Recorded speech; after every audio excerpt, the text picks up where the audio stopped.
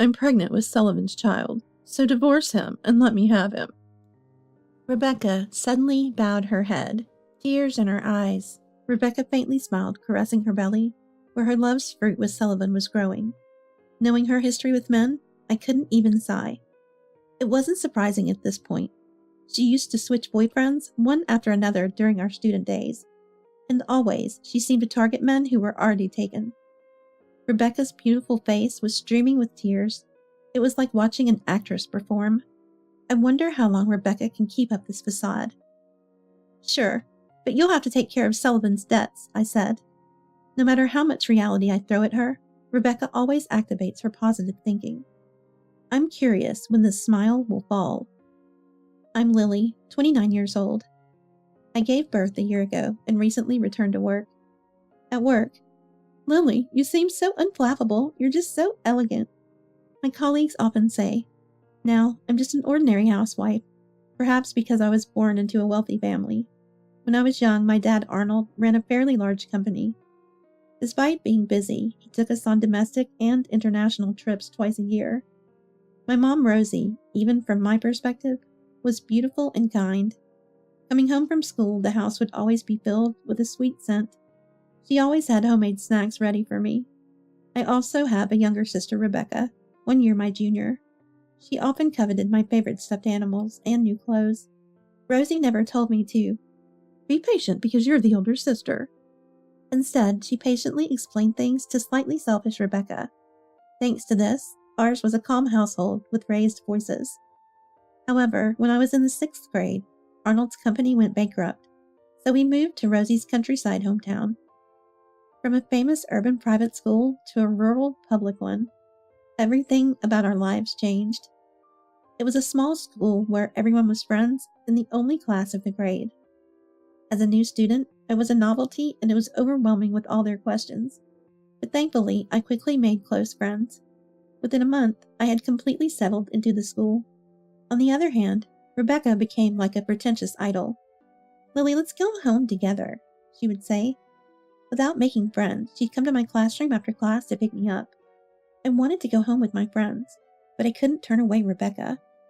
Outwardly, she pretended to be this adorable sister who adored me, but since moving to the countryside, she became more willful. "Hey, give me that sparkly pen. It doesn't suit you. Lily, with your cute sparkles. After all, you're such a country bumpkin now." "No way. A new friend gave it to me because we have matching ones." "Matching? That's so dull. A country girl like you would be better off with a freebie pen from the electronics store." There were no tears or tantrums, just a mocking laugh as she forcibly took what was mine.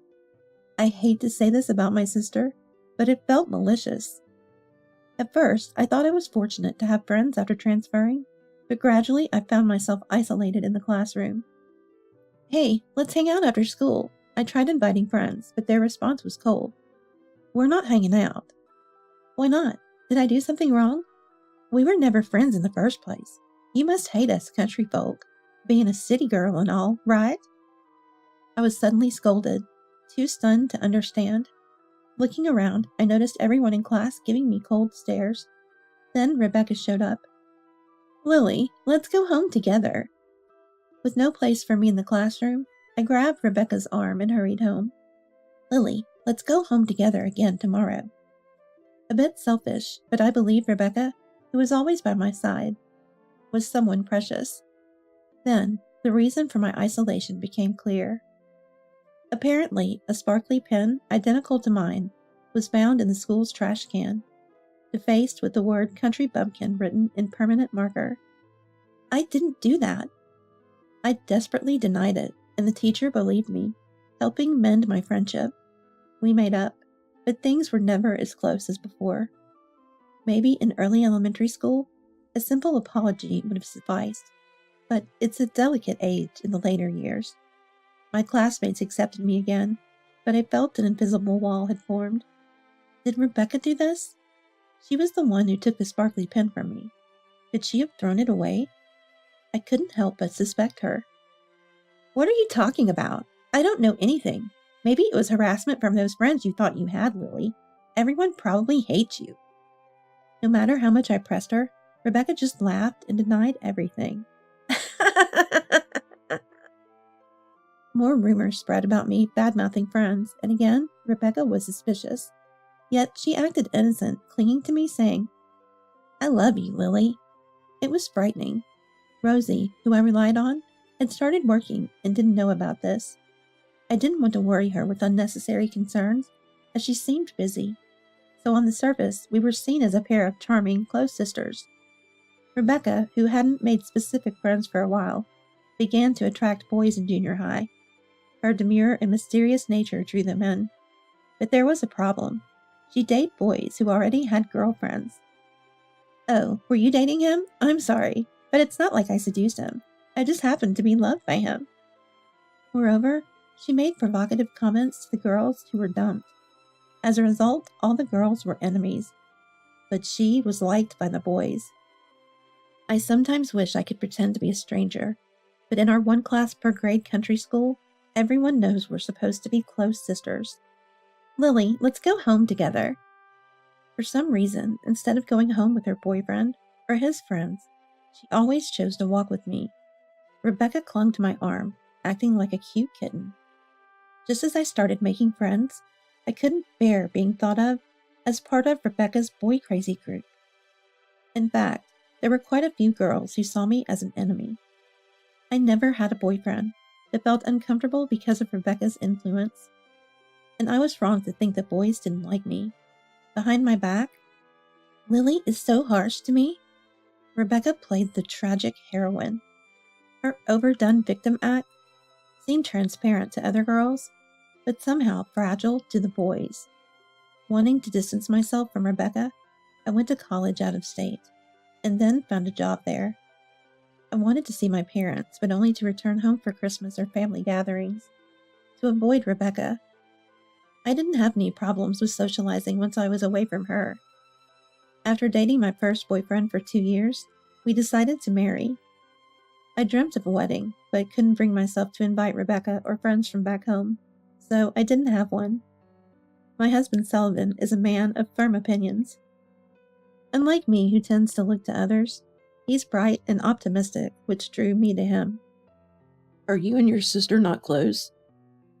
It's not that we're not close, but "Come on, from what you've told me, it's clear you don't get along." well, it's not like I'm saying I hate her to her face. "You should just be honest, Lily. You worry too much. From what I hear, your sister sounds like she embodies all the worst traits of a woman. It's natural to dislike her." Sullivan's laughter eased my dislike for Rebecca a bit. He's always smiling. Like the time we were forgotten at a restaurant and waited over 30 minutes, he didn't get angry. "What? They forgot about us? It's okay. So as an apology, our meal is free, right?" He responded casually and cheerfully to the apologetic waiter. Although a bit brazen, Sullivan's brightness lightens the mood. "It'll be fine," is his catchphrase. I worried his parents might be upset about us not having a wedding. "It'll be fine." Just as Sullivan said, they weren't bothered. When I found out I was pregnant, my anxiety outweighed my joy. Then, "It'll be fine," Sullivan assured me. Once our son Sean was born, I couldn't help but adore him. Despite the stress and worries, I'm willing to do anything for my precious child. Sullivan sometimes talks about quitting his job on a whim to start his own business. Just after giving birth, I'm bewildered, but he laughs it off. "It'll be fine," and confidently pursues his beliefs. It was tough managing the housework and childcare alone since Sullivan was busy, but I felt that he could break through any barrier. I believed he'd be my hero if I ever really needed him. His optimism was a great comfort to me. This helped me reduce my aversion to Rebecca, and I started visiting home more often to let my parents interact with Sean. Rebecca and I are both nearing 30 now. Rebecca, once seen as a selfish and cunning sister, had become a beautiful adult, perfectly suited in high-end brand clothing and accessories. Still single and living at home whenever we visited. "Lily, Sullivan, welcome. Please make yourselves at home. Sean, let's play together." Rebecca would warmly greet us. It seemed I was the only one who still harbored ill feelings. "Look at that. Rebecca's actually a nice girl. I imagine someone much harsher from your stories, Lily. She's like an elegant beauty, incorporating brands without being pretentious. Yeah, she's become a kind woman.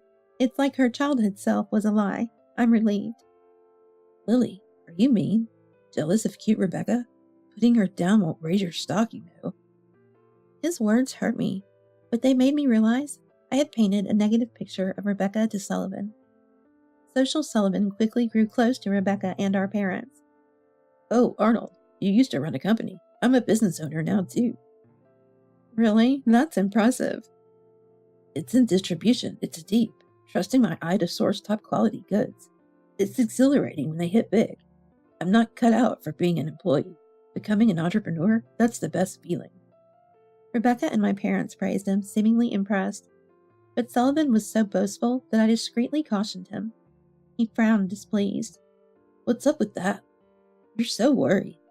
Opposing my independence? It's not right for a wife to meddle in her husband's business. Right, Arnold? Arnold just shrugged, non-committally. Lily, it's fine. I want to hear more about Sullivan's work. Rebecca interjected, and Sullivan eagerly continued. That's amazing. Way to go, Sullivan. Rebecca knows how to handle men. Sullivan, looking pleased, slightly annoyed me. Wanting to impress Rebecca and my parents, Sullivan was more talkative than usual. His confidence, once attractive, now seemed boastful and shallow. The magic of love slowly dissolving, I began to doubt the confident, cool Sullivan. Unable to bear it, I retreated to the next room with a crying Sean. Looking away from them was my mistake. Sullivan and Rebecca had apparently grown close. One Sunday, while Sean and I were relaxing, Rebecca suddenly appeared and bowed her head. Lily, I'm sorry. Please break up with Sullivan. I'm carrying the child of our love. What? As soon as she entered the living room, Rebecca, with tears in her eyes, made her appeal. Wait a minute. I don't understand. Sullivan, my husband?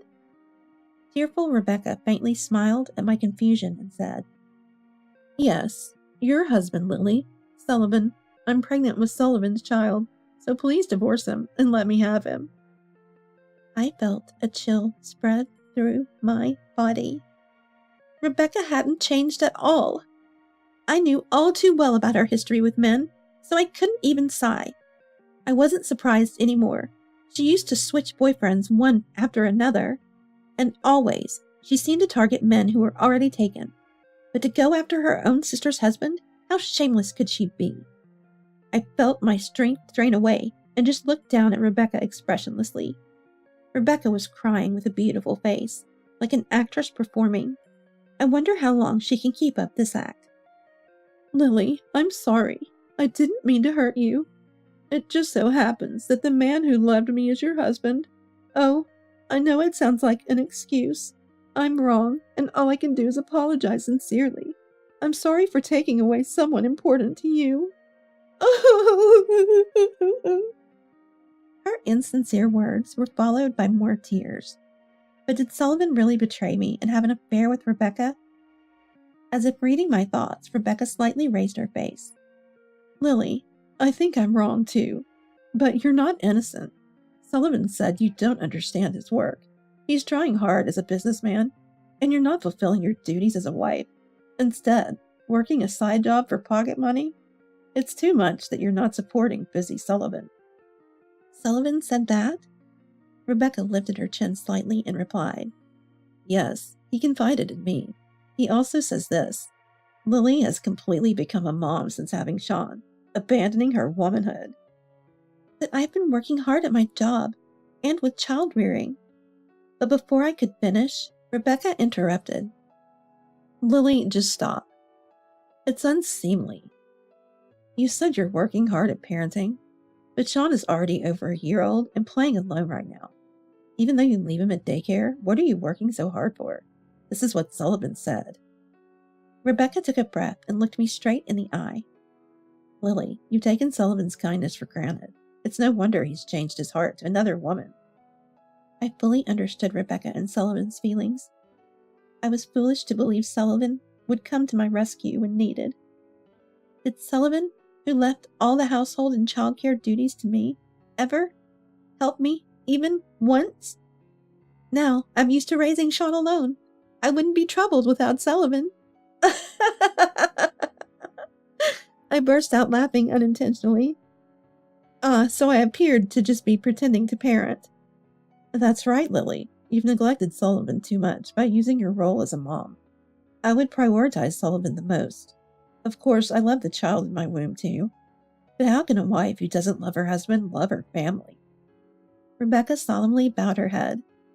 Lily, please, set Sullivan free. Let me have him. I stood there and dropped my voice over Rebecca's head. Fine, but please take care of Sullivan's debts. Rebecca turned to me with a shocked expression. It seemed like she didn't know after all. Sullivan has debts. They've ballooned to $60,000 in just a year. Rebecca, with wide eyes, like a small animal, tilted her head. That's for you to pay. No way. Sullivan's debt should be paid by Sullivan, right? Rebecca, who had been maintaining her composure, now furrowed her brow tightly. Stop it. You're the worst, Lily. How much more will you leech off Sullivan? You probably can't forget the luxuries of your childhood. It must have squandered money, right? I can't believe you've accumulated so much debt. I interrupted her rant. Rebecca, were you listening? I said it's Sullivan's debt. He talks big about independence in business, but in reality he's drowning in debt. Wait, are you talking about a loan from a bank? I understand that running a company requires a substantial amount of money. What's $60,000 anyway? It's a debt from consumer finance. What? Why? Rebecca's mouth twisted. But Sullivan said he just landed a big deal. His work is going perfectly. Oh, right. He did well recently, remember? That very famous card game? Rebecca's eyes lit up again. Wow, Sullivan works in gaming. I prefer something more intellectual, but nowadays, not only children, but also adults enjoy games. It has potential, right? It seems Sullivan has only shown his good side. Rebecca probably didn't ask for details, not really interested in what's inside Sullivan. Amazing Sullivan. She laughs, possibly without even listening.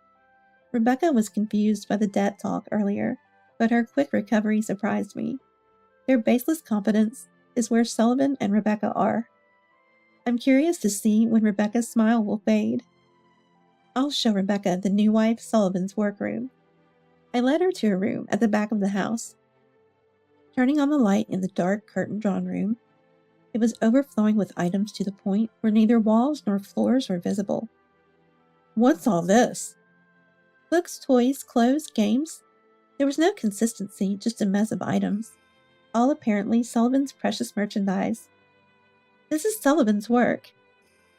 Work? It looks like a storage room. Yes, a warehouse filled with unsold items. Rebecca looked utterly confused.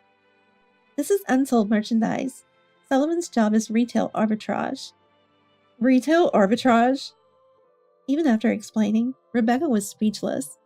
It seemed like a foreign concept to Rebecca, who has lived in a brighter world. Ever heard about it in the news? It's reselling. Rebecca's face contorted rapidly. Reselling as in hoarding tickets for popular concerts and selling them at unbelievable prices to desperate fans, those resellers? It was the first time I saw Rebecca get emotional.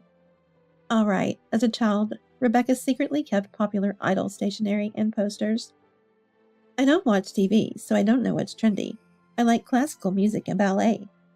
She used to say playing a mysterious character, but apparently she had a past of being troubled by resellers.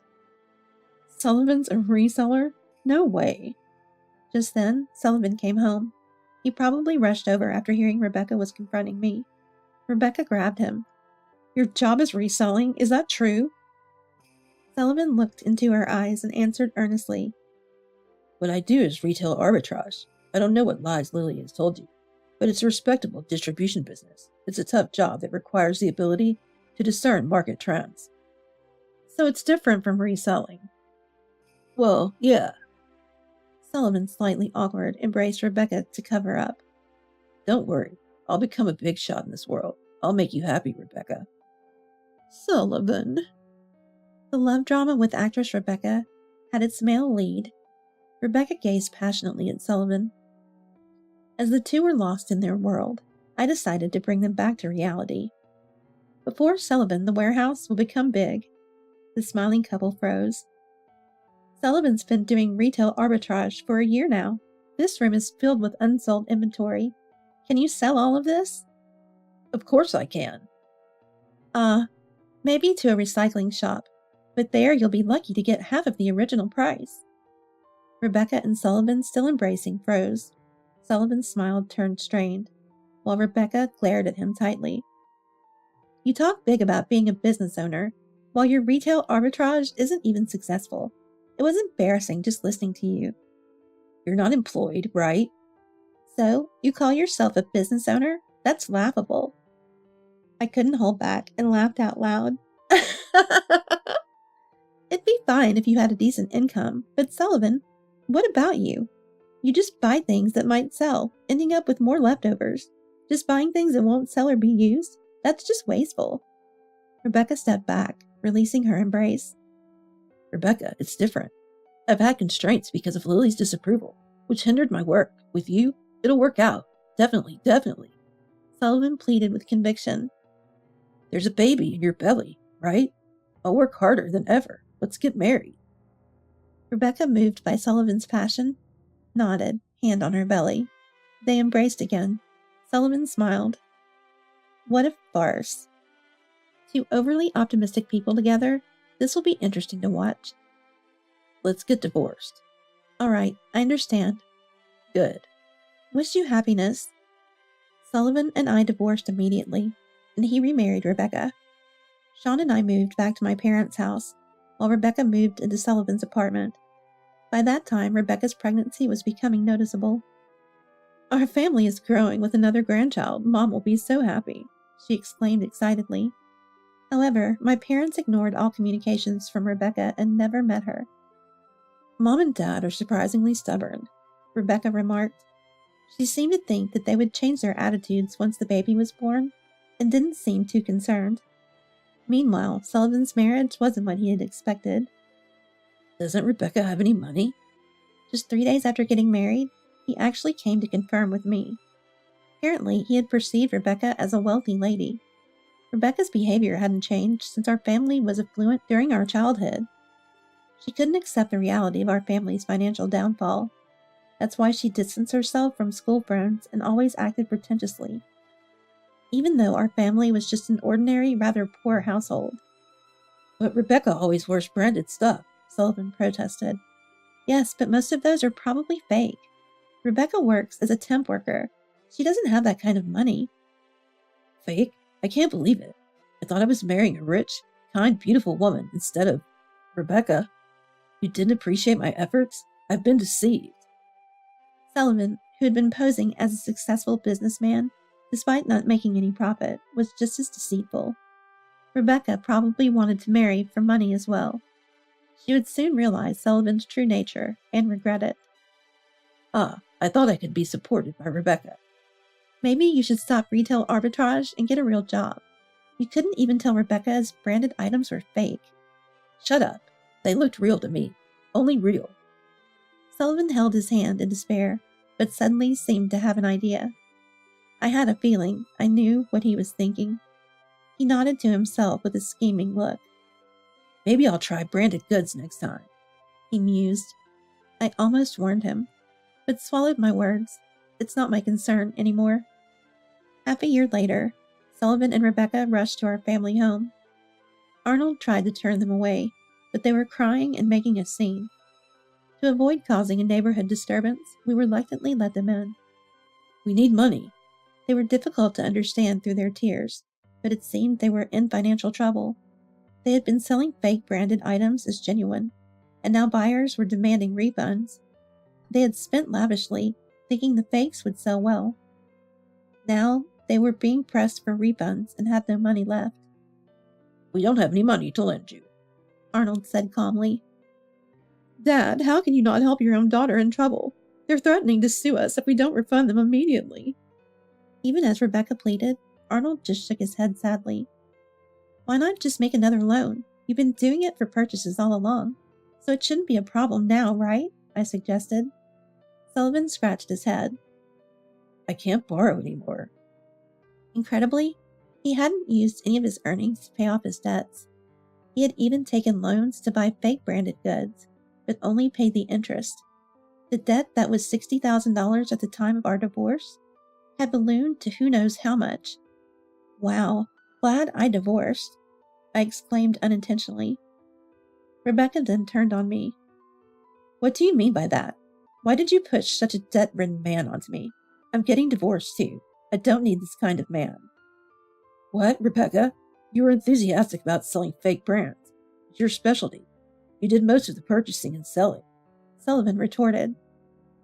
Shut up. Sullivan has no sense for retail arbitrage. I was the one making a profit. You should be grateful. Rebecca snapped back. What a perfect match they were. Seeing Rosie silently suffering, Rebecca targeted her next. Mom, the baby is born. It's cute, right? You want to meet your grandchild, don't you? Lend us money if you want to see it. No way. Rosie refused. You're discriminating against your grandchild. How cruel, Rebecca exclaimed. Rosie, unable to hold back any longer, raised her voice. Enough! He's the man you stole from Lily, right?